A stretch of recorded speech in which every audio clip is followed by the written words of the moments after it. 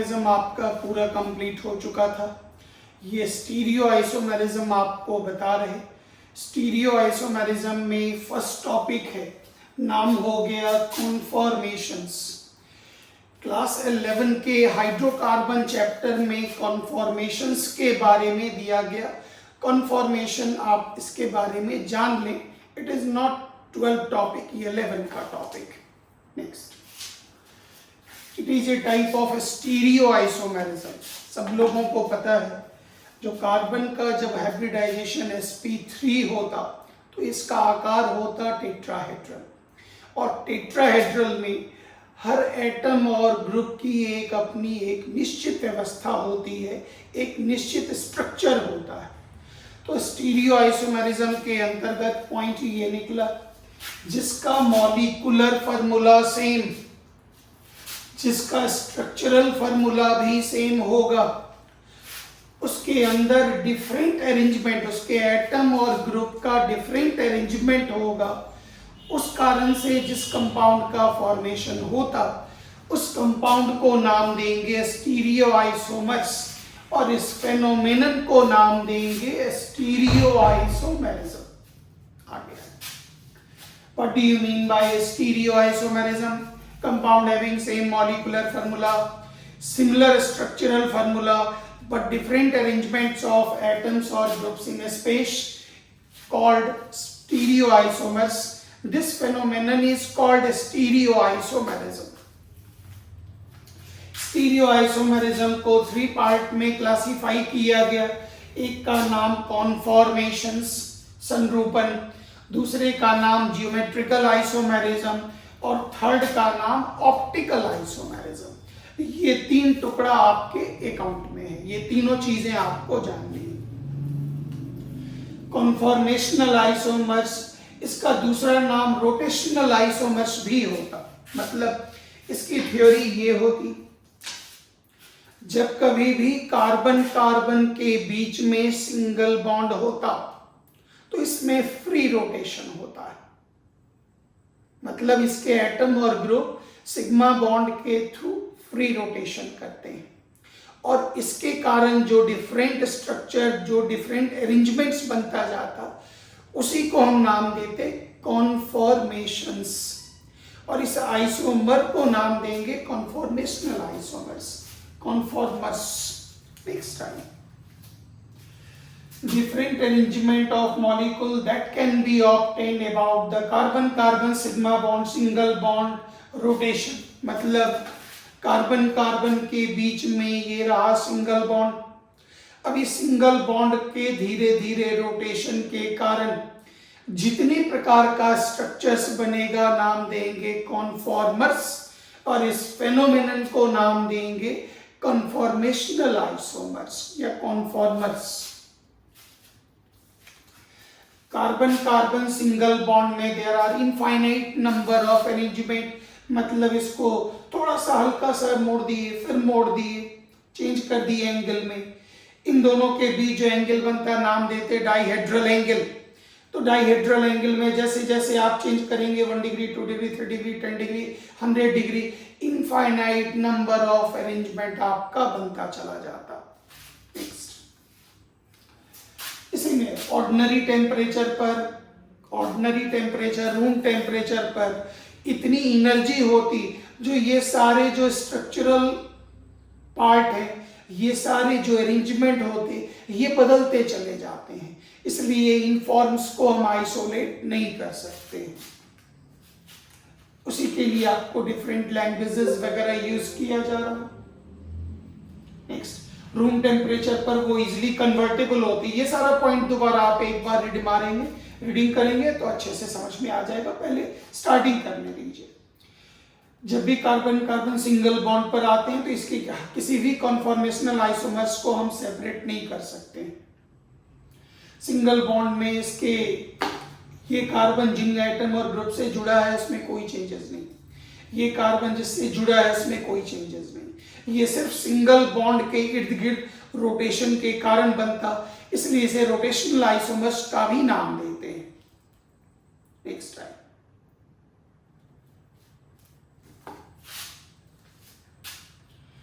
Room temperature पर separate नहीं कर सकते, -250 डिग्री सेल्सियस पर आप इस आइसोमर को सेपरेट कर सकते हैं। पॉइंट अभी आगे क्लियर करते हैं तो फिर ये पूरा पॉइंट आपको बहुत अच्छे से समझ में आ जाएगा। फर्स्ट किसी भी अल्केन को लेते हैं तो हमने सबसे सिंपलेस्ट एग्जांपल लिया, ये एग्जांपल हो गया इथेन का, जिसमें carbon combining with 3 hydrogen atoms, carbon combining with 3 hydrogen atom and there is single bond between carbon atoms.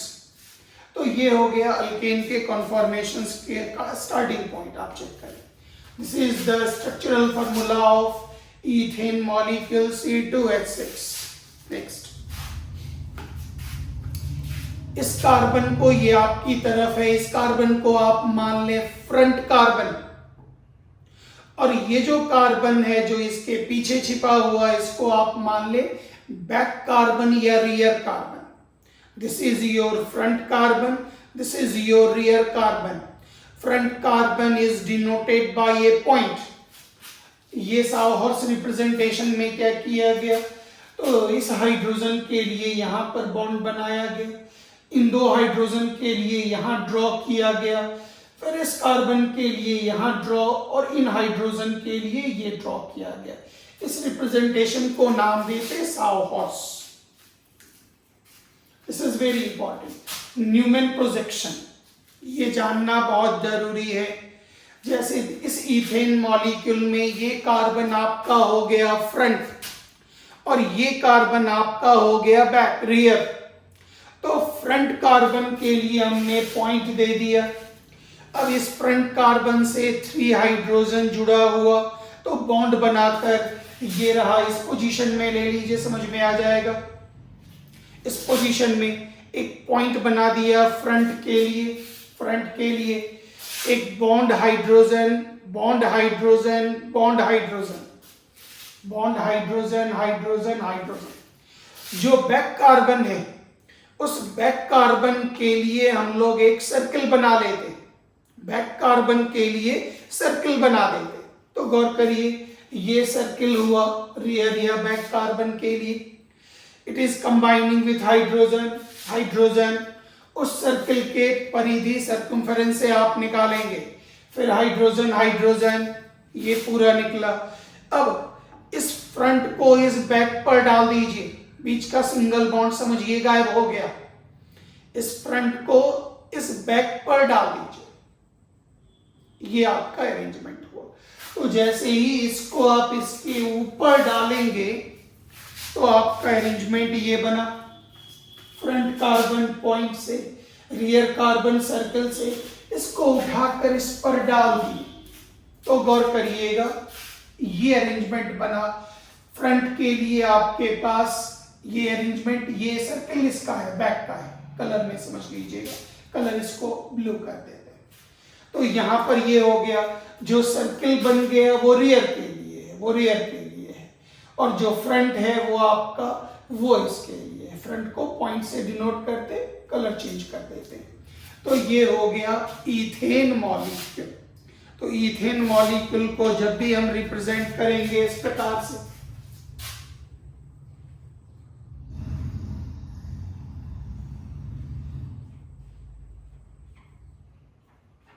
ये फ्रंट हो गया, और रियर के लिए, बैक के लिए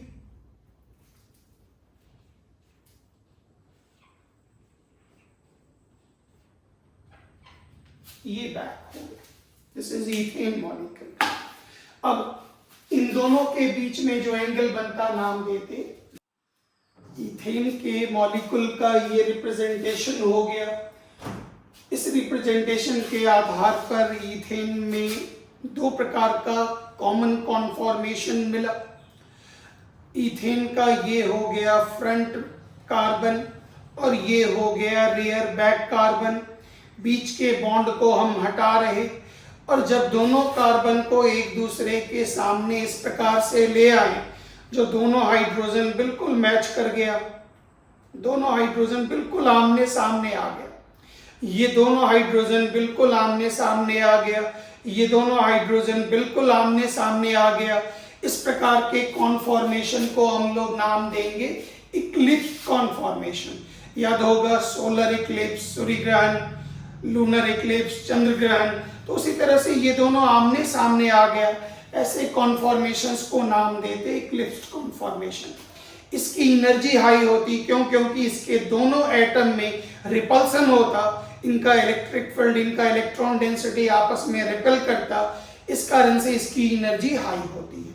अब जैसे ही इसको 60 डिग्री आप रोटेट करेंगे तो याद कीजिए इन दो एटम के बीच में ये आया बैक कार्बन का, इन दो एटम के बीच में ये आया और इन दो एटम के बीच में ये आया। नतीजा है इसका रिपल्सन का वैल्यू कम होगा, इसकी स्टेबिलिटी बहुत ज्यादा होगी और ये कॉन्फॉर्मेशन आपका कहलाएगा स्टैगर्ड कॉन्फॉर्मेशन। तो इक्लिप्स कॉन्फॉर्मेशन हो गया जब दोनों ग्रुप आमने सामने आमने सामने आमने सामने, और जब 60 डिग्री देकर दोनों के बीच में एग्जैक्ट ये है, फिर इन दोनों के बीच में एग्जैक्ट ये है, रिपल्सन कम होगा, इसको नाम देंगे staggered. This is most stable form of conformation of ethane. अब इन दोनों के बीच में there is large number of conformation.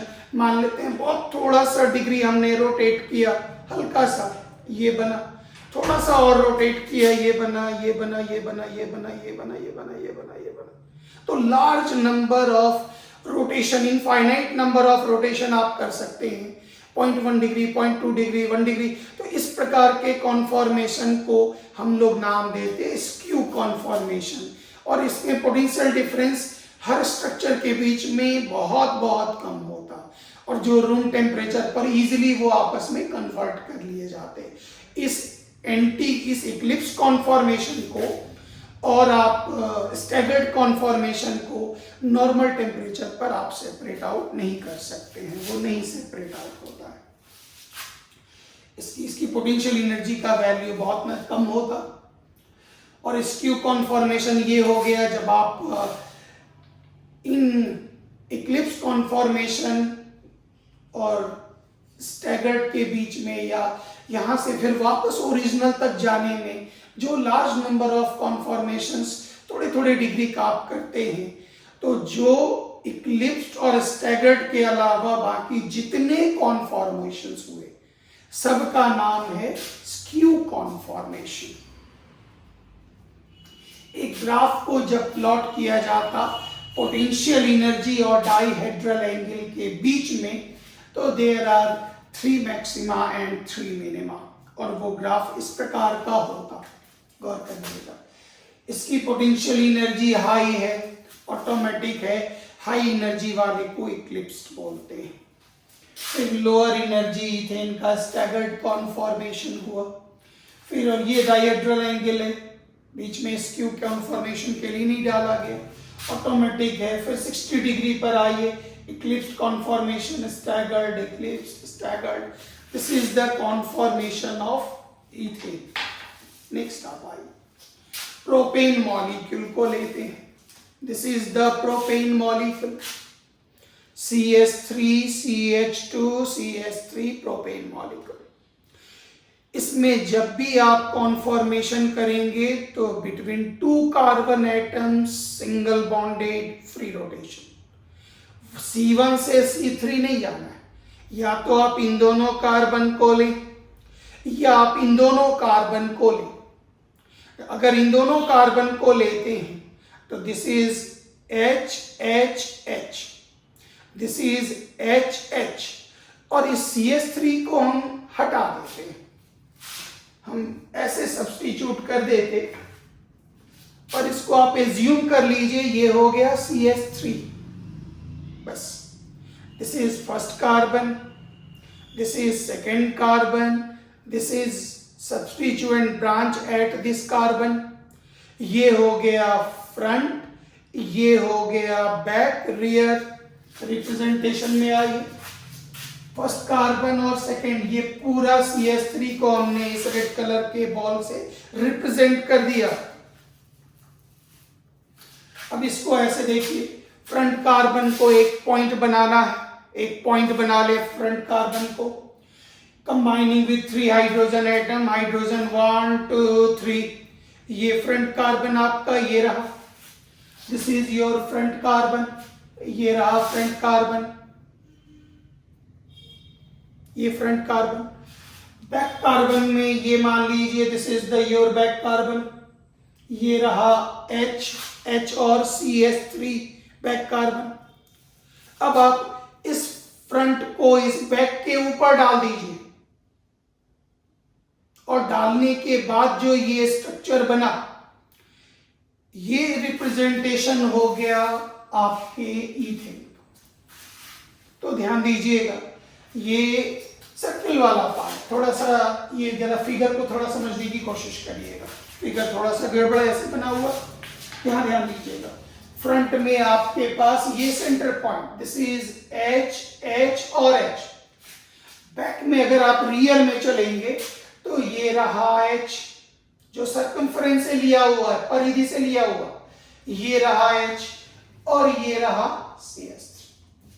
बस इस रिप्रेजेंटेशन को थोड़ा सा चेंज कर देना है। इस CH3 को आप यहां डाल लें और ये फ्रंट वाला जो है हाइड्रोजन वो ऊपर, रिप्रेजेंटेशन उल्टा हो गया। खाली ये फिगर हम यहां आपको दिखा दिए। ये जो सर्कमफ्रेंस से लीजिएगा, परिधि से लीजिएगा लाइन, ये बैक कार्बन को दिखाएगा, बैक को दिखाएगा, और ये जो यहां सेंटर से ले रहे, याद रखिएगा, ये फ्रंट कार्बन को दिखाएगा, फ्रंट आगे की तरफ दिखाएगा। इस रिप्रेजेंटेशन में ये चीजें ठीक है, ये गलत बना हुआ। अब इसका जो कॉन्फॉर्मेशन होगा वो बिल्कुल इथेन की तरह होगा 100%। मतलब ये दोनों ग्रुप अगर मैच कर गया, मैच मैच और मैच, याद कीजिए नाम देंगे इक्लिप्स्ड कॉन्फॉर्मेशन। और अगर इसके बीच में फिर वही 60 डिग्री एंगल बना, आगे आते चले। ब्यूटेन में 4 का ब्यूटेन का बाद, इसके लिए बस ब्यूटेन का इसके बाद पहले प्रोपेन में ही ले, इसी यहीं से समझ में आ जाएगा। याद कीजिए ये हो गया आपका स्टैगर्ड कॉन्फॉर्मेशन। और between Eclipse and staggered large number of skew conformation, skew conformation large number. तो ये बन गया आपका प्रोपेन का। अब आप आइए ब्यूटेन पर। ब्यूटेन के आप इस हिस्से को चेक करें, this is CH3, CH2, CH2 और CH3। This is butane molecule. This is carbon 1, carbon 2, carbon 3, carbon 4।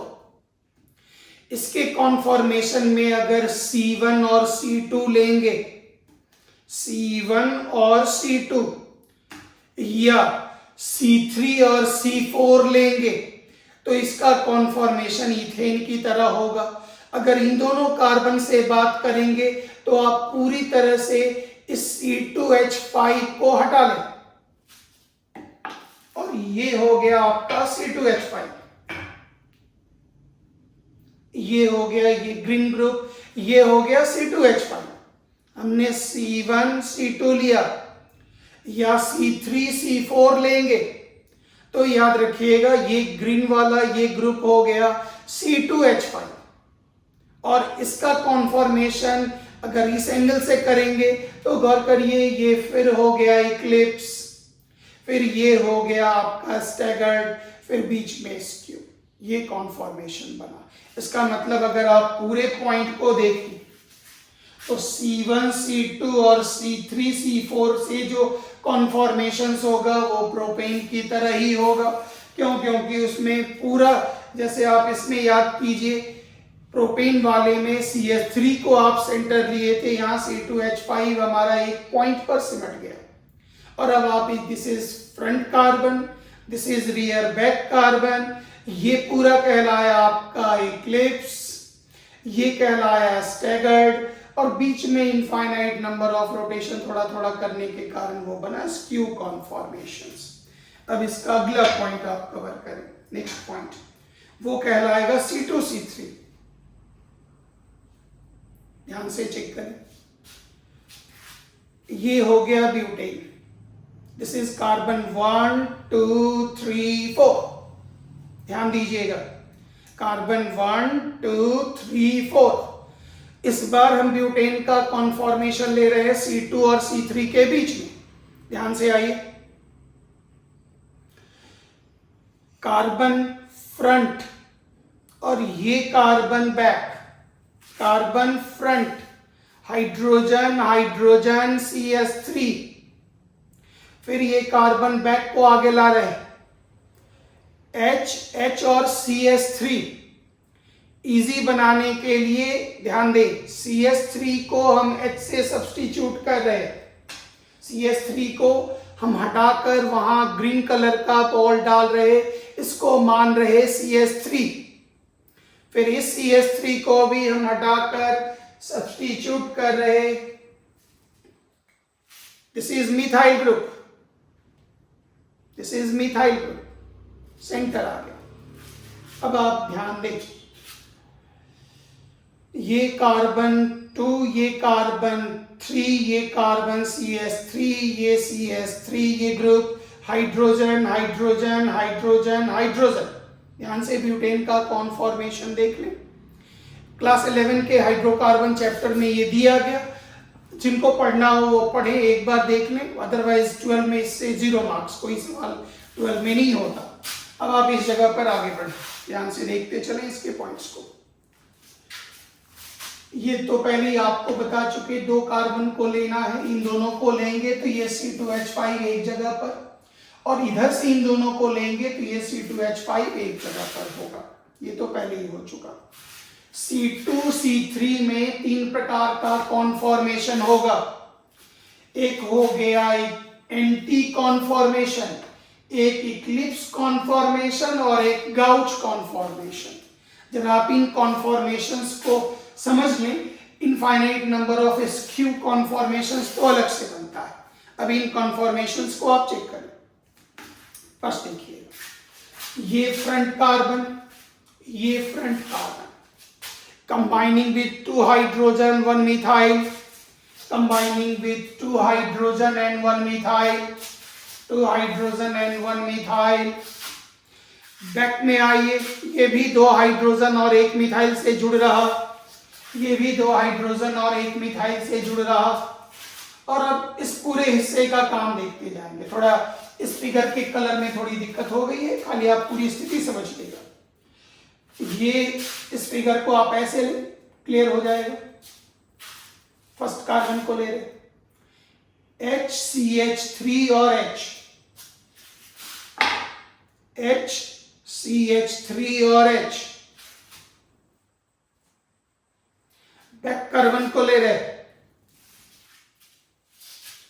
Back carbon CH3HH, CH3HH। इस फिगर को भी भूल जाइए, इसमें गड़बड़ी है। यहाँ मॉडल से काम कर लेते क्योंकि वो कलर चेंज थोड़ा अलग कलर से बन गया, खुद से करेक्शन कर देते, फिर आप इसका पार्ट देख लीजिएगा, करेक्शन करके चेंज कर देते। अब आप इस जगह पे आए, इसका पूरा चेंज पार्ट आप देख लीजिए। अब आप ध्यान दीजिएगा, अगर ये मिथाइल ग्रुप और ये मिथाइल ग्रुप बिल्कुल आमने सामने आ जाए, there is huge repulsion, huge repulsion. क्यों? मिथाइल ग्रुप बड़ा, मिथाइल ग्रुप बड़ा। इस प्रकार के इक्लिप्स कॉन्फॉर्मेशन को नाम देंगे टोटल इक्लिप्स कॉन्फॉर्मेशन। जरा ध्यान दीजिएगा, 120 डिग्री घुमाने दीजिए फिर से। होता बॉन्ड एंगल तो 109.5, लेकिन इसको प्लेनर मान करके इस तरह से ट्रीट करना है, गौर करिएगा। CH3 के पीछे H, CH3 के आगे H और इस H के आगे भी H, ये भी बिल्कुल आमने सामने है, एकदम एक दूसरे। ब्यूटेन के कॉन्फॉर्मेशन में मॉडिफिकेशन कर दिए, जरा 1 मिनट वेरीफाई कर लें। This is carbon, hydrogen hydrogen methyl front carbon, this is your back carbon, this is methyl hydrogen hydrogen, दोनों को एक दूसरे के साथ आपने। और ये जो कॉन्फॉर्मेशन मिला फ्रंट वाले को पॉइंट से डिनोट करते HHCH3, HHCH3। बैक वाले को फिर आप सर्किल से डिनोट करते, जैसे CH3H और H। तो ये निकला ब्यूटेन का कॉन्फॉर्मेशन का रिप्रेजेंटेशन। अब इसमें कॉन्फॉर्मेशन कौन कौन होगा तुरंत, जब दो मिथाइल, ध्यान दीजिएगा, दो मिथाइल ग्रुप बिल्कुल आमने सामने आ जाए तो नाम देंगे टोटल इक्लिप्स कॉन्फॉर्मेशन। HH के सामने HH के सामने मिथाइल के सामने मिथाइल। क्योंकि इन दोनों ग्रुप में इतना ज्यादा रिपल्सन होगा जो इसकी स्टेबिलिटी कम हो जाएगी, मतलब ये सबसे कम स्टेबल आपका होगा। अब इसी में अगर आप सोच कर देखें, ये रिवर्स हो जाए, मतलब पूरी तरह से, जैसे आप ये ले लीजिए, ये फ्रंट का मिथाइल और ये रियर बैक वाला मिथाइल ऐसे कर दें उल्टा एकदम, मतलब ये दोनों 180 डिग्री का एंगल बना रहा, ध्यान दीजिएगा। तो ये हो गया फ्रंट CH3, ये बैक का CH3, दोनों मैक्सिमम दूरी पर डाइहेड्रल एंगल 180 डिग्री। तो इसमें सबसे कम रिपल्सन होगा, सबसे स्टेबल कॉन्फॉर्मेशन यही होगा, नाम देंगे एंटी कॉन्फॉर्मेशन। नेक्स्ट टाइम दोनों मिथाइल अभी तुरंत, ये कहलाएगा टोटल इक्लिप्स। इसमें सबसे ज्यादा रिपल्सन होगा, इसकी एनर्जी सबसे हाई होगी। और अगर इस तरह का कॉन्फॉर्मेशन हो जाए जिसमें CH3 के सामने H के सामने CH3 और H के सामने H हो, इसमें चूंकि दोनों बड़ा ग्रुप एक दूसरे से दूर आ गया, उतना कवर अप नहीं कर पाएगा, नाम देंगे पार्शियल इक्लिप्स कॉन्फॉर्मेशन। CH3 के आगे H, इसके आगे इस तरफ H मिला लीजिएगा, नाम देंगे partial eclipse conformation. Gauche conformation, इन दोनों के बीच में अगर ये ग्रुप आ जाए, मतलब CH3 और H के बीच में बैक कार्बन का CH3 आ जाए, या वो इस तरह से आ जाए, इन दोनों के बीच में बैक कार्बन का CH3, इस कॉन्फॉर्मेशन को नाम देंगे गाउच। और अगर इन दोनों के बीच में CH3 आ जाए तो अभी तुरंत आप याद कीजिए, ये कहलाता था एंटी कॉन्फॉर्मेशन। तो एंटी सबसे ज्यादा स्टेबल होगा, उससे थोड़ा कम स्टेबल गाउच होगा, उससे कम पार्शियल इक्लिप्स होगा, और सबसे कम स्टेबल आपका टोटल इक्लिप्स कॉन्फॉर्मेशन होगा। तो अगर इसको ग्राफिकली अगर आप देखें तो ये टोटल इक्लिप्स की एनर्जी सबसे ज्यादा हाई होगी और पार्शियल इक्लिप्स की एनर्जी इससे कम, पार्शियल गाउच की एनर्जी पार्शियल से कम, इससे ज्यादा स्टेबल, और जो एंटी होगा वो सबसे ज्यादा स्टेबल, उसकी एनर्जी सबसे ज्यादा लो। आपको केमिकल बॉन्ड में पता होगा, जितनी एनर्जी लो होगी उसकी स्टेबिलिटी उतनी अधिक होगी। तो स्टार्टिंग आप एंटी से करें, दिस इज योर एंटी। अब इस एंटी कॉन्फॉर्मेशन में 60 डिग्री अगर आप रोटेशन करते हैं तो आप यहां पहुंचते हैं, और याद कीजिए ये कहलाएगा partially Eclipse conformation, partial eclipse conformation. फिर 60 डिग्री करते हैं तो इन दोनों के बीच आप आए गाउच। फिर 60 डिग्री करते हैं टोटल इक्लिप्स, टोटल इक्लिप्स। फिर 60 डिग्री करते हैं, फिर कहलाएगा गाउच, गाउच। फिर 60 डिग्री करते हैं तो ये कहलाएगा पार्शियल इक्लिप्स, और फिर 60 डिग्री करते हैं, फिर आप पहुंच गए एंटी पर। तो this is the conformation of butane. Butane का कॉन्फॉर्मेशन आपका कंप्लीट हो गया। तो हाइड्रोकार्बन में एक टॉपिक हुआ करता था, नाम था कॉन्फॉर्मेशंस। इसमें आइसोमेरिज्म में नेक्स्ट पार्ट आपको देंगे geometrical isomerism. Thank you very much. जय हिंद।